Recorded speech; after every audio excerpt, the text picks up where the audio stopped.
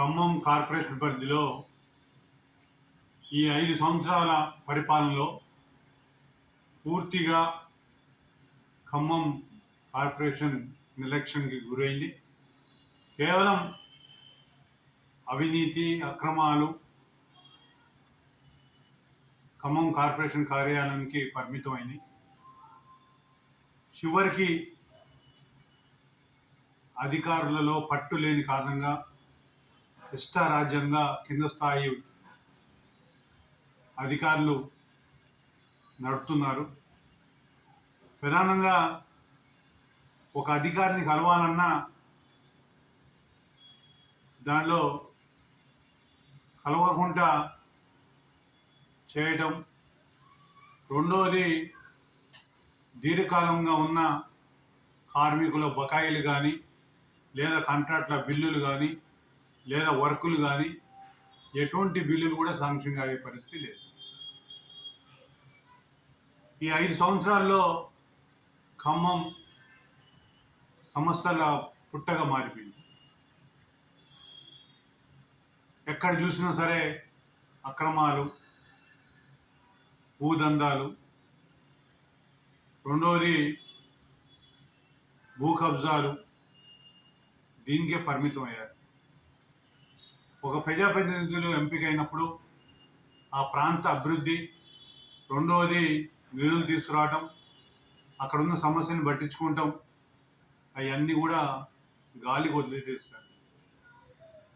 ఎవరైతే పార్టీ మారుస్తారో, గోడ దూకి వస్తారా, మనకు ఎంత బలం ఉంది, దీని మీద దృష్టి పెట్టారు, కుమ్ములాట మీద దృష్టి పెట్టారు. కుమ్ములాటతోనే ఈ 5 సంవత్సరాలు పూర్తి చేశారు. ఈరోజు ఖమ్మం కార్పొరేషన్ కార్యాలయం పోవాలంటే ప్రజలు భయప్రాంతులవుతున్నారు.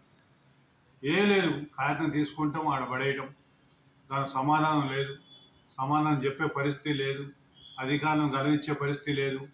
పిఎల్ని పెట్టుకుంటున్నారు, వచ్చే అధికారికి తెలుగు రాదు, ఈయనకేమో చెప్పే సలహాదారుడేమో పెద్ద నాయకుడై ఉంటాడు, దానికేమో మంత్రుల పేర్లు చెప్పుకొని పైరవికారులు. దీంట్లో ఆ అధికారులే కొంతమంది దళాలుగా మారారు. అందుకోసం ఏంటంటే ఈ 5 సంవత్సరాల పరిపాలన పూర్తిగా గాలికి వదిలిపెట్టేసి ఎక్కడ కూడా ఎటువంటి అభివృద్ధి జరగలేదు. వేసిన లైట్లు పగలగొట్టడం, డివైడర్లు పగలగొట్టడం, మోర్లు పగలగొట్టడం, రోడ్లు పగలగొట్టడం, ఈ తప్ప ఇంకా ఎటువంటి అభివృద్ధి జరగలేదు. ఖమ్మం గతంలో ఉన్న మున్సిపాలిటీకి ఇప్పుడున్న కార్పొరేషన్కి చాలా తేడా ఉంది.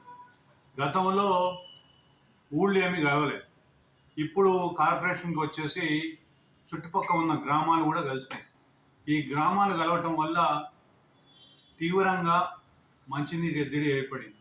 ఎందుకంటే మనకున్న మంచినీటి ఫిల్టర్ అయ్యే సామర్థ్యం జనానికి ప్రజలు ఎంతమంది ఉన్నారో, జనం ఎంతమంది ఉన్నారో దానికి సరిపోయినట్టు లేదు. ఇక్కడ 2 రోజులు ఫిల్టర్ అయితే 2 రోజులు ఫిల్టర్ అయితే కేవలం 20 నిమిషాలు పంపులు వచ్చే పరిస్థితి ఉన్నది. ఎందుకంటే మున్సిపాలిటీ వాటర్ ఇప్పుడు అంతా కూడా మిర్రర్ వాటర్ అని చెప్పి బోర్ల నీళ్లు సప్లై చేస్తున్నారు, వాళ్ళకు పర్మిషన్ ఇస్తున్నారు. అంతే తప్ప ఇక్కడ ఈ మధ్యలో మిషన్ భగీరాజాన్ని పెట్టారు. అది పంపులు ఎక్కడైనాయో, మీటర్లు ఏమైనాయో, ఆ పైపులు ఎవరు కొట్టుకుపోయారో, ఎక్కడ బిల్లులు తీసుకున్నారో, అసలు ఎక్కడైనా ఉన్నా లేదా లైన్ కూడా ఎవరికి అర్థం కాని పరిస్థితి. అంటే ఆ పరిస్థితుల్లో ఈ మున్సిపల్ కార్యాలయం, ఈ కమిషనర్ కార్యాలయం ఉన్నది. ఇక్కడ ఎటువంటి దీర్ఘకాలికంగా ఉన్న సమస్యలు కూడా పరిష్కారం అయ్యే పరిస్థితి లేదు. ఆ పరిష్కారం చేయబోగా ఇంకా సమస్యలతో కూడిన ఖమ్మం నగరాన్ని తయారు చేస్తారు ఈ 5 సంవత్సరాలు.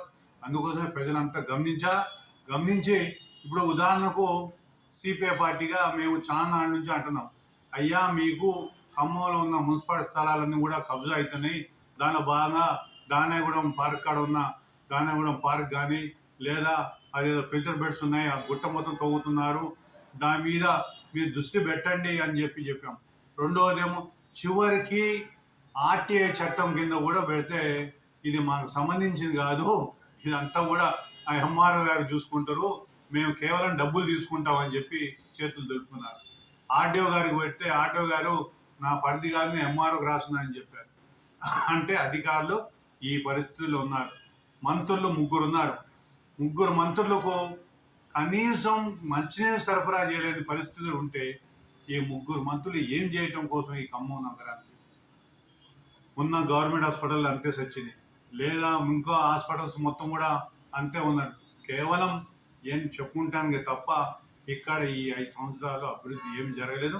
అందుకోసం ప్రజలు గమనించండి. రానున్న కాలంలో పనిచేసేటోడికి ఓటేయాలని చెప్పి, అదేవిధంగా వాళ్ళని గుర్తుపెట్టుకోవాలా. ఎవరైతే ప్రజల కోసం పనిచేస్తారో, ప్రజల కోసం అమ్మటి ఉంటారో వీళ్ళందరినీ కూడా చూసి జాగ్రత్త చేసుకొని ఈరోజు మున్సిపాలిటీలో జరుగుతున్న, కార్పొరేషన్ జరుగుతున్న అవినీతి అక్రమాలను వెంటనే మంత్రులు బయట తీసి వెంటనే వాళ్ళని అరెస్ట్ చేయాలా. ఎందుకు అధికారాన్ని కలవనీయట్లేదు, అసలు వాళ్ళు ఎవరు, ఎందుకు అని చెప్పేది కూడా వాళ్ళు ఆలోచన చేయాలా. పాలకులు ఏం చేస్తున్నారు? పాలకులు కేవలం కారులో వచ్చి అక్కడ దిగి చాంబర్లో కూర్చొని కొన్ని పైరులు చేసుకొని వెళ్ళిపోవటమే. అది అది కాదు. ఎందుకంటే ఒక పద్ధతి ఉంటుంది. ఎవరైతే ప్రజాప్రతినిధులు ఉంటారో, చైర్మన్ ఉంటారో వాళ్ళు నలుగురు కూర్చోబెట్టుకోవాలా. ఆ కార్పొరేటర్లతో ఎటువంటి సంబంధాలు ఉన్నాయో, ఎక్కడ సమస్యలు ఉన్నాయో, ఏం జరుగుతుందో ఆ ఆలోచన చేయకుండా డబ్బు బలం, అంగు బలం ఉందని చెప్పి ఇష్టం వచ్చి నడిపిస్తే మాత్రం ప్రజలు ఇక్కడ నష్టపోతున్నారు. ప్రజల గురించి ఆలోచించండి అని చెప్పి విజ్ఞప్తి చేస్తున్నారు.